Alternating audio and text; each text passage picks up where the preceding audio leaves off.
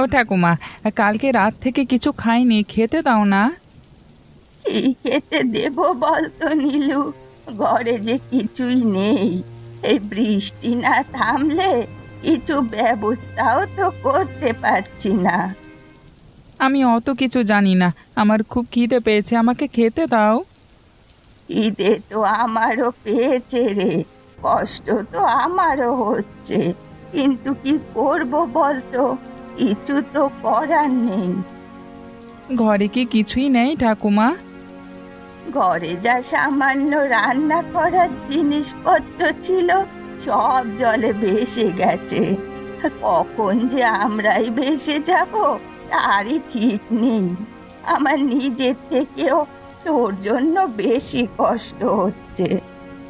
তুমি কষ্ট পেও না ঠাকুমা, আমি ঠিক সহ্য করে নেব, তুমি একদম কষ্ট পেও না।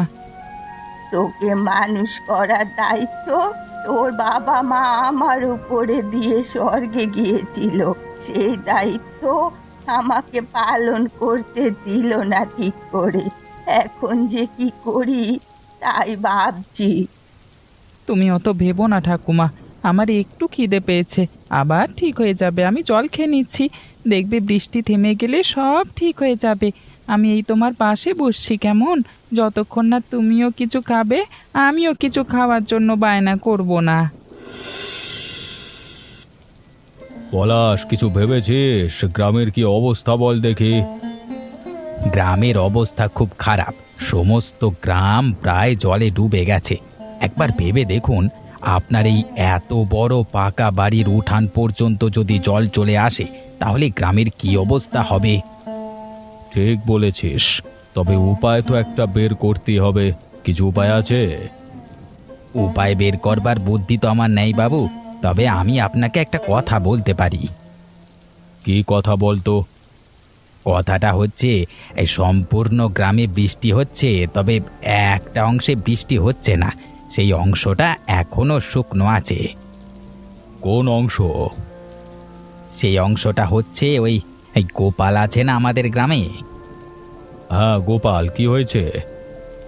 গোপালদের পুকুরের জায়গাটায় এক ফোঁটাও বৃষ্টি হয়নি। ব্যাস, তাহলে খেলা জমে যাবে। আমি ভেবে ফেলেছি যা ভাববার। কি ভেবেছেন বাবু? আমি ভেবে ফেলেছি যে তুই যত তাড়াতাড়ি সম্ভব ওদের বাড়িতে গিয়ে ওদেরকে ধমক দিয়ে পুকুরটা অধিকার করে আমার নামে করবি। তারপর আমি আর তুই ওখানে গিয়ে থাকবো। গ্রামের লোক মরে মরবে, আমাদেরকে তো বাঁচতে হবে। এই ঠিক আছে বাবু, এই না হলে আমার বাবু, এই জন্যই তো আপনার পায়ে আমি সারাক্ষণ পড়ে থাকি। হ্যাঁ, আপনি যা বলবেন তাই হবে, কালকেই আমি যাব। যদি কিছু ঝামেলা করে আমাকে বলবি, একেবারে টাইট দিয়ে দেব, বুঝলি? ঠিক আছে বাবু, আমি তাহলে আসি, পেন নাম।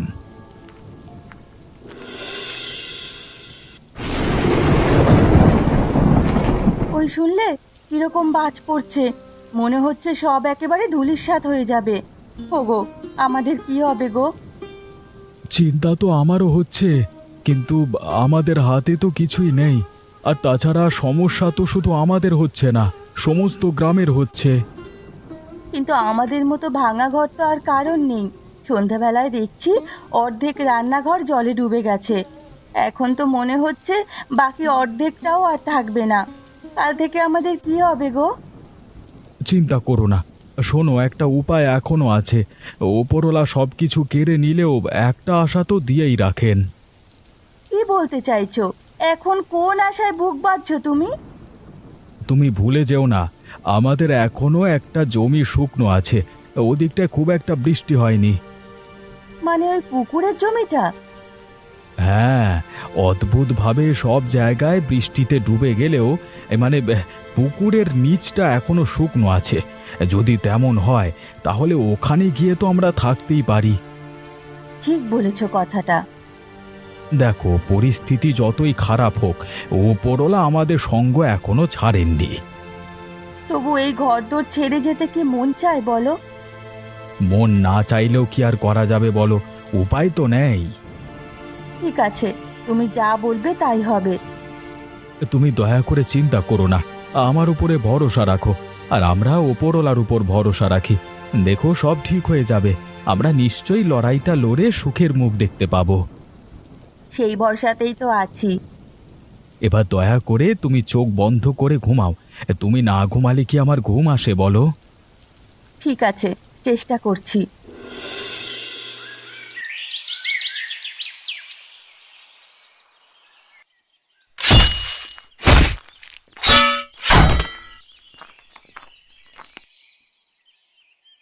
এই যে দুজনেই তো দেখছি বেশ মস্তিতে আছো, বলি খুব মজা হচ্ছে। তোমার কি দেখে মনে হচ্ছে আমরা মজায় আছি? দেখে মনে হওয়া না হওয়া নয়, যেটা বলতে এসেছি সেটা শোনো। আমাদের আর কি আদেশ দিতে আসবে? এমনিতেই আমাদের অবস্থা শোচনীয়। ওসব কথা তোমরা রাখো, তোমাদের পরিকল্পনা সব জানি আমরা। গ্রামে থাকতে গেলে গ্রামের মাতব্বরের কথা শুনে চলতে হবে, আর এটাই নিয়ম। কেন, মাতব্বর কি বলেছে? মাতব্বর বলেছে তোমার যে শুকনো পুকুরটা আছে ওটা ওনার নামে করে দিতে। তোমার কি মাথা খারাপ হয়ে গেছে পলাশদা? ওখানে আমরা গিয়ে থাকবো ভাবছিলাম। ঠিক এই জন্যই দিতে বলা হয়েছে। যে গ্রামে মাতব্বর মরে যাবে জলে ডুবে, সেই গ্রামে তোমরা জায়গায় থেকে বেঁচে কি করবে? আগে রাজা মাতব্বর বাঁচবে, তারপর তোমাদের কথা।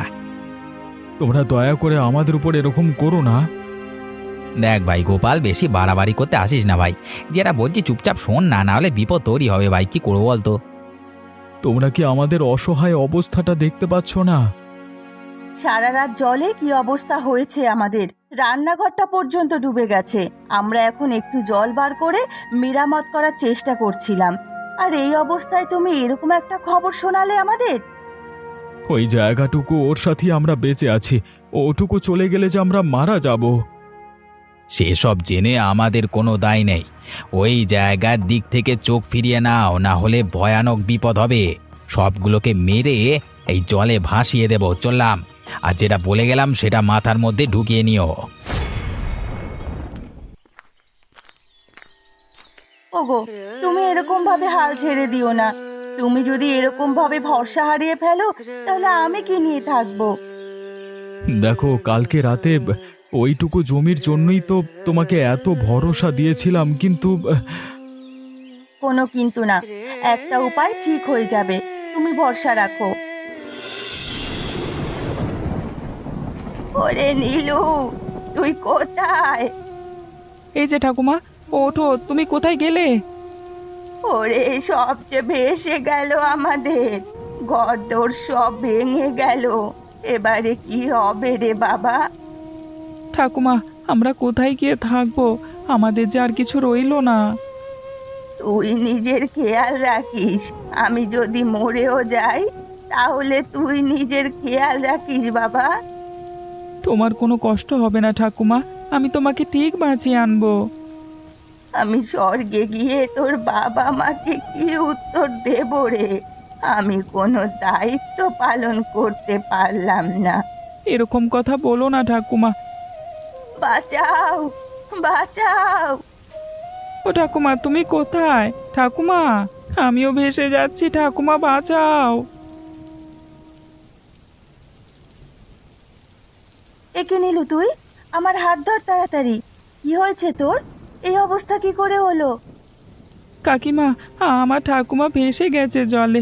আমি কোনো রকম ভাবে ভাসতে ভাসতে চলে এসেছি এখানে, আমাকে বাঁচাও। ঠিক আছে, অত ভাবতে হবে না। তুই আপাতত আমার হাত ধরে চলে আয়।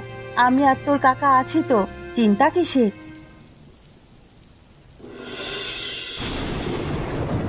কি হয়েছে রে পলাশ? তোকে এরকম উত্তেজিত দেখাচ্ছে কেন?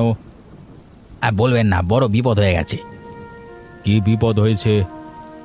গ্রামের যা অবস্থা, তাতে আমাদের যে কোনো মুহূর্তে নিজেদের কিছু একটা ব্যবস্থা করতেই হবে। কেন, নতুন করে আবার কিছু হয়েছে নাকি? বুড়িমার ঘর ভেঙে জলে ভেসে গেছে, ওর নাতি নীলুও বেপাত্তা। দেখ, ওইসব খবর শুনিয়ে কিছু হবে না। আমাদের পেছন দিকের ঘরটা ধসতে শুরু করেছে। তোকে যেটা বলছিলাম, ব্যবস্থা করলি কিছু? হুমকি দিয়েছি, কাজ হয়ে যাবে।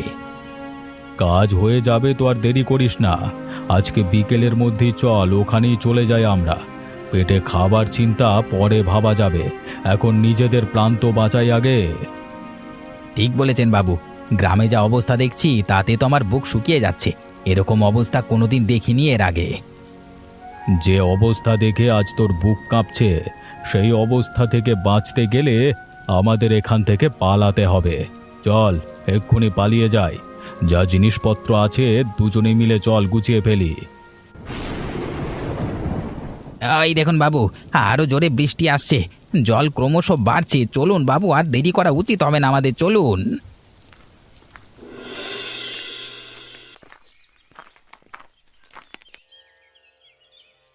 এই তোরা এখানে কি করছিস? পলাশ, তুই ঠিক করে কথা বলিসনি এদের যে এই জায়গার উপর ওদের আর কোনো অধিকার নেই? নির্লজ্জ কাকে বলে বলুন তো? এই এই ভাগ, তোরা ভাগ। বাবু ক্ষমা করে দিন আমাদের, আমাদের এইটুকুই তো সম্বল। এটুকু যদি আমাদের থেকে কেড়ে নেন তাহলে আমরা কোথায় যাব? আমরা তো জলে ডুবে মারা যাব। তোমরা জলে ডুবে মারা যাবে সেই দুঃখে কি আমাদের মাতব্বর বাবু কষ্ট পাবেন নাকি? আরে ওনার যদি কিছু একটা হয়ে যায় সেই দায় কে নেবে? তার মানে ওনার জীবনের মূল্য আছে আর আমাদের জীবনের কোনো মূল্য নেই? কি বললি? যত বড় মুখ নয় তত বড় কথা। এত বড় কথা যদি আরেকবার বলেছিস তাহলে আমি জিভ টেনে ছিঁড়ে নেব। লজ্জা করে না তোদের? কার সামনে দাঁড়িয়ে কথা বলছিস খেয়াল আছে? খেয়াল আছে, আমাদের গ্রামের রক্ষাকর্তার সামনে দাঁড়িয়ে কথা বলছি, যার দায়িত্ব গ্রামের প্রত্যেকটা মানুষের সুখ সুবিধা দেখা, কিন্তু উনি এখন শুধুমাত্র নিজের সুবিধা দেখতেই ব্যস্ত। বেশি বড় বড় কথা বলছিস কিন্তু, বেশি বার বাড়িস না। কিন্তু ভুলে যাচ্ছ কেন যে জমিটা আমাদের? গলায় যখন কোপ পড়বে তখন খেয়াল হবে কার জমি, বুঝলে? এরকম করবেন না বাবু আমাদের সাথে। আমরা যে বড় অসহায়, আমাদের ঘরদোর ভেসে গেছে। তার উপরে বুড়িমার নাতি ওই বাচ্চা নীলু এসে আশ্রয় নিয়েছে আমাদের কাছে। ওর মুখের দিকে চেয়ে অন্তত আমাদের উপর দয়া করুন। এই পলাশ, এদেরকে দূর কর আমার চোখের সামনে থেকে, দূর কর। যা বলছি এক্ষুনি দূর হয়ে যায় এখান থেকে, আর যেন তোদের মুখ দেখতে না হয় আমাদের। চলো আমরা চলে যাই, উপরওয়ালা আছেন, তিনি নিশ্চয়ই বিচার করবেন। যা যা, ওপরওয়ালার দোহাই দিয়ে আমাদের ভয় দেখাচ্ছিস, দূর হয়ে যা আমার চোখের সামনে থেকে।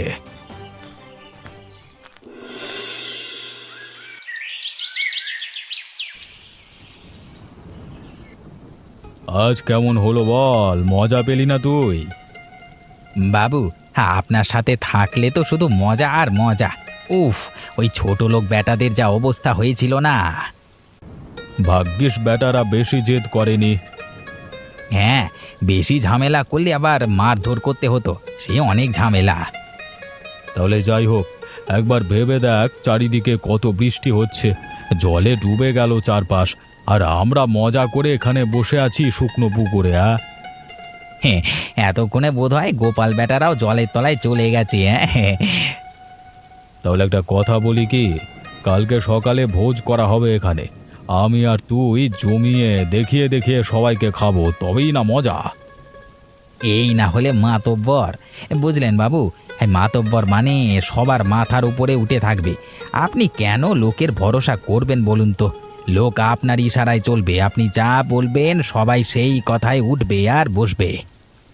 ঠিক বলেছিস, একবার এই বিপদ থেকে উদ্ধার হতে দে, তারপর দেখাচ্ছি কত ধানে কত চাল। যে কজন আপনার মুখে মুখে কথা বলেছে তাদের সব কটাকে এই গ্রাম থেকে তাড়িয়ে তবে ছাড়বেন। হ্যাঁ হ্যাঁ, তা তো করতেই হবে, আর তাদের জমিগুলো আমাকে নিতে হবে, না হলে কি করে হবে বল দেখি। তবে ভিকিরির জাত হলেও এই গোপালদের কিন্তু বেশ দেমাক আছে। ঠিক বলেছিস, সেটাই আমরা বার করে দেব, কি করে ওদের শায়েস্তা করতে হয় জানা আছে। আজকে রাতটা বিশ্রাম নিয়ে নিন, কালকে সকালে আমি ভোজের আয়োজন করব। ওরা দেখবে আর চলবে। হ্যাঁ, ব্যাটাগুলো ওরকমই, শকুনের জাত। আজকে অনেক ধকল গেছে, শুয়ে পড়ি।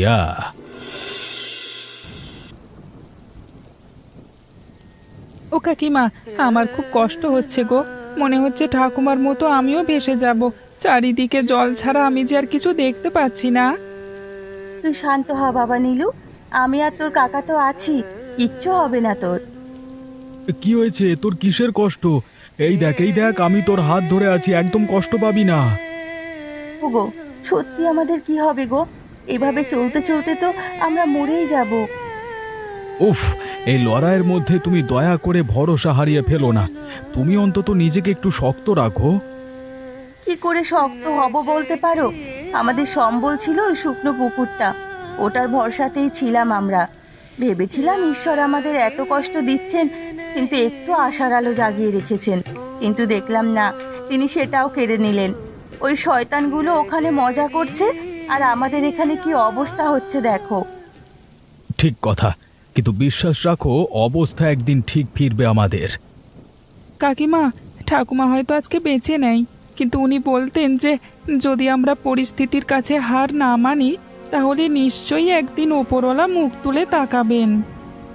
তোদের সব কথা আমি মেনে নিচ্ছি, কিন্তু না খেতে পেয়ে জলের মধ্যে গলা পর্যন্ত ডুবে থেকে মরে যাওয়ার পরে তবে কি ভগবান মুখ তুলে চাইবেন? উনি কি এতটাই নিষ্ঠুর? জানি না আমি, তবে তোমার দোহাই একটুখানি ভরসা রাখো তুমি। এত তাড়াতাড়ি অধৈর্য হয়ে পড়লে কি হয়? না, আমি ধৈর্য হারাবো না। তোমার মুখের দিকে চেয়ে, এই বাচ্চাটার মুখের দিকে চেয়ে আমাকে ভরসা রাখতেই হবে। ঠিক বলেছো তোমরা, একদিন ভালো দিন নিশ্চয়ই আসবে। চলো চলো, আমরা তিনজনে হাত ধরাধরি করে থাকি, কেউ আমরা কাউকে ছেড়ে দেব না।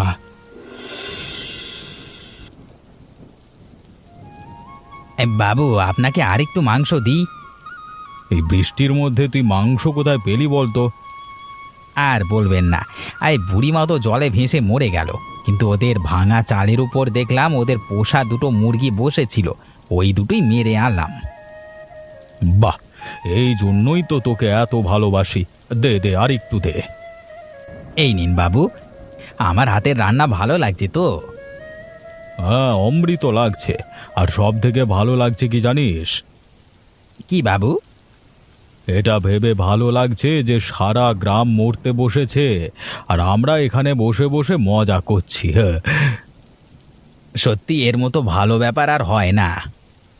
দেখিস বাবা, লোকে যেন আবার নজর লাগিয়ে না দেয়।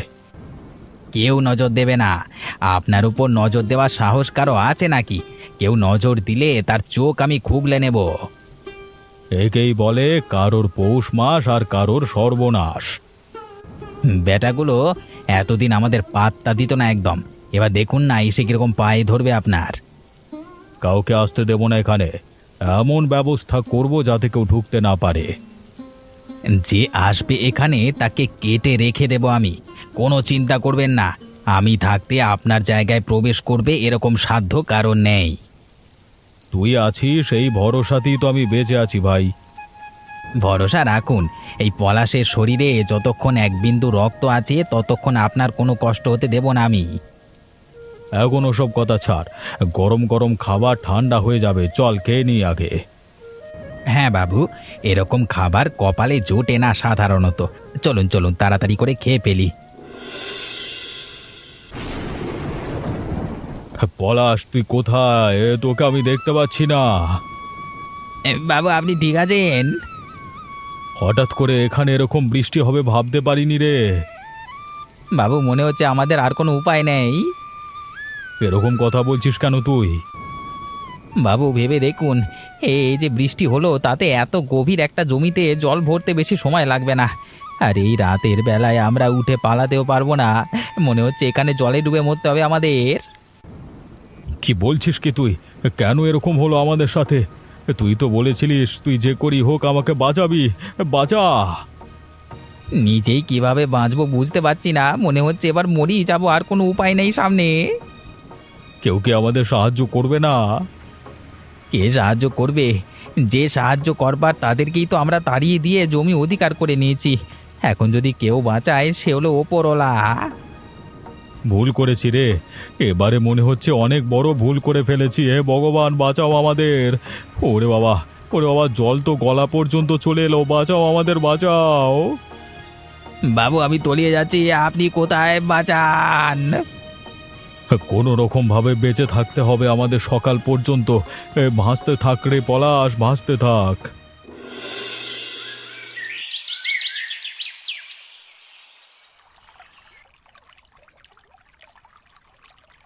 পুকুরের দিক থেকে আওয়াজ ভেসে আসছে না, কি হয়েছে ওদের? দাঁড়াও তো গিয়ে দেখি।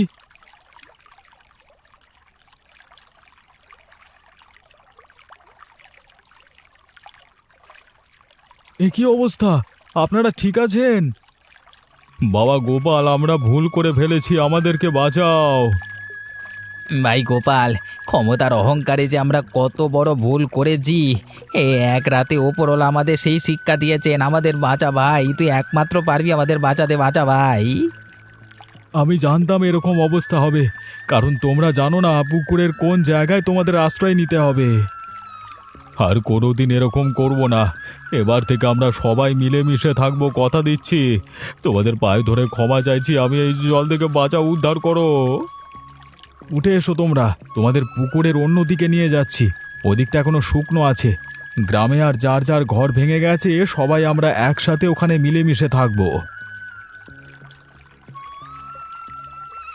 জীবনে আশা ছেড়ে দিয়েছিলাম ভাই। তুমি যদি না আসতে তাহলে হয়তো এভাবেই ভাসতে ভাসতে ডুবে মরে যেতাম। সারা রাত এইভাবে জলের সাথে লড়েছি, আর শরীরে ক্ষমতা নাই ভাই। যথেষ্ট শিক্ষা হয়েছে, আর আমি কোনোদিন কাউকে কষ্ট দেব না। ঠিক আছে, এখন ওসব কথা বলে লাভ নেই। মানুষ তো ভুল করেই। চলো আমরা আসছি, তোমরা ততক্ষণ শুকনো দিকে থাকো। যা হবার হয়ে গেছে, আর দুঃখ কষ্ট পেয়ে লাভ নেই। চলুন আমরা আনন্দে সবাই মিলে মিলেমিশে থাকি। ভেবেছিলাম মরেই যাব। যাদেরকে এত কষ্ট দিলাম জীবনে, তাদের দয়াতেই জীবন ফিরে পেলাম এ যাত্রায়। কাকিমা, তোমাকে বলেছিলাম না, দেখো সব ঠিক হয়ে যাবে। শুধু আমার ঠাকুমা যদি ফিরে আসতো। তো ঠাকুমা নিশ্চয়ই ফিরে আসবে, ভরসা রাখ। জল একটু কমলে আমরা সবাই মিলে খুঁজে দেখব। আর নীলু, আমি তোকে কথা দিচ্ছি, আমি দায়িত্ব নিয়ে খুঁজবো তোর ঠাকুমাকে। এবার আমাদের কাজ হবে গ্রামের সবাইকে এইখানে এনে ঠাঁই দেওয়া।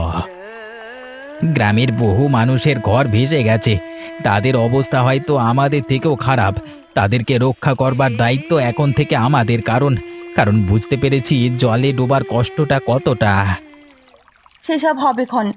এখন আমি রান্না করছি, খাওয়া দাওয়া করে নি সবাই মিলে। স্বার্থপরের মতো নিজেরা রান্না করে বসে খেয়েছিলাম। এখন বুঝতে পারছি তার পাপেই এতটা কষ্ট গেল আমাদের।